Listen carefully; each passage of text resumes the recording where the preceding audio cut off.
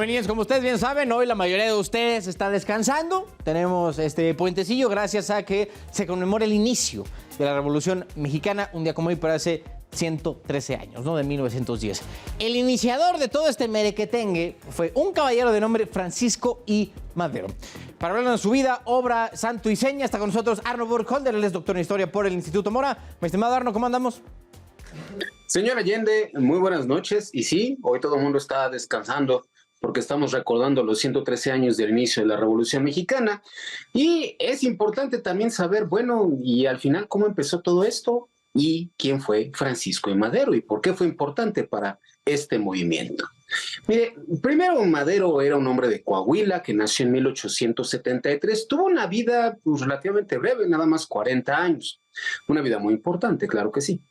El señor venía de una familia de hacendados de Coahuila bastante ricos que tenían una relación difícil con Porfirio Díaz, el cual pues siempre prefería a sus amigos y aliados para darles negocios en la zona, algo a lo que los Madero normalmente no participaban.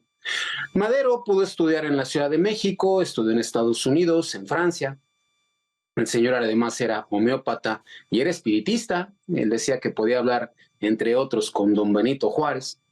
Y a principios del siglo XX se empezó a vincular con una serie de movimientos que estaban en contra de las consecutivas reelecciones de Porfirio Díaz. Su entrada a la política ocurre en el año de 1908. Resulta que ese año Porfirio Díaz le da una entrevista a un reportero norteamericano donde le dice: yo ya no me voy a reelegir, México está listo para ser una democracia. Palabras que obviamente no cumplió. Y entonces, en medio de la crispación que provocan las declaraciones de Díaz, Madero publica un libro que lo volvió famosísimo en todo México: La sucesión presidencial en 1910. Un texto donde, entre otras cosas, dice: la única manera de lograr que México pueda convertirse en una democracia es permitir que poco a poco toda una generación que no ha podido participar en la política pueda hacerlo a la sombra de Porfirio Díaz. Para Madero, Díaz era un personaje fundamental que tenía que mantenerse en el poder hasta que falleciera, pero al mismo tiempo tenía que permitir que entrara gente nueva para permitir ya un cambio en el país. Díaz obviamente no le hizo caso y entonces Madero empezó a vincularse con grupos de antirreeleccionistas y fue el primer político en nuestra historia que hizo una campaña más o menos como las conocemos hasta el día de hoy. Hizo una enorme gira, fue por casi todos los estados del país, estuvo hasta en la carpa del Circo Ataide haciendo un mitin, pues para llamar la atención de la gente y para decirles que pues entre otras cosas, lo más importante es participar y no quedarse nada más viendo a ver qué hacen los gobernantes. El porfiriato, por supuesto, obstaculizó a Madero.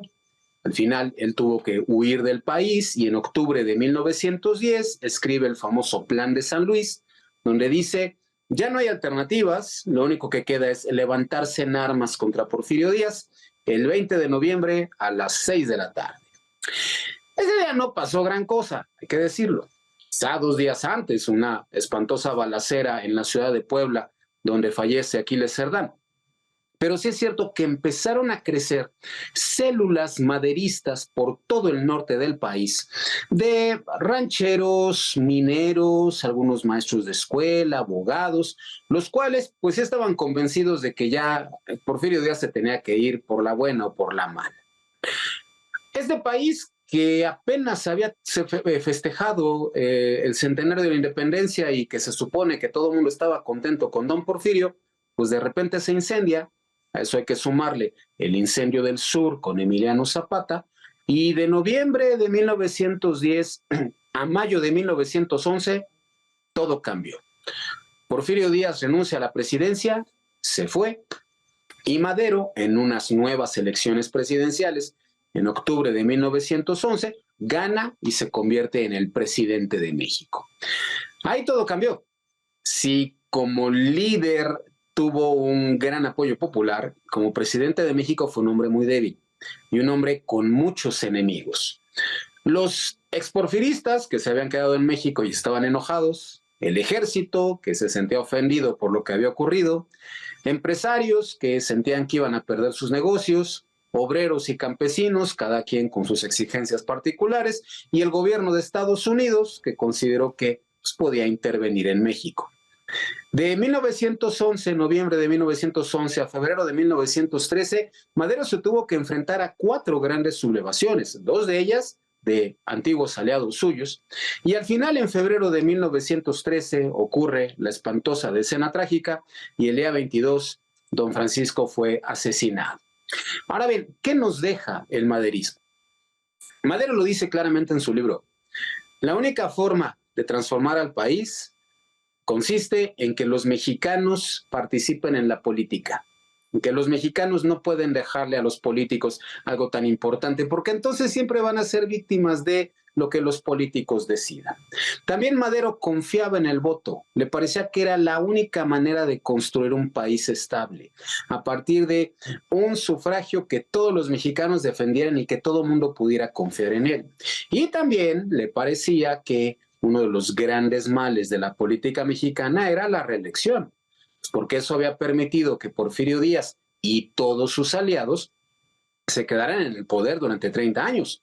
Por eso para Madero es necesario que haya una rotación constante en el poder y que el voto se defienda, algo que a los mexicanos todavía nos cuesta muchísimo trabajo hacer y que debemos tomar en cuenta para el próximo año, señor Allende. Sí, oye, ¿sabes una cosa que creo que se le critica mucho a Madero? Es que fue como muy ingenuo, ¿no? A la hora de ejercer el poder presidencial.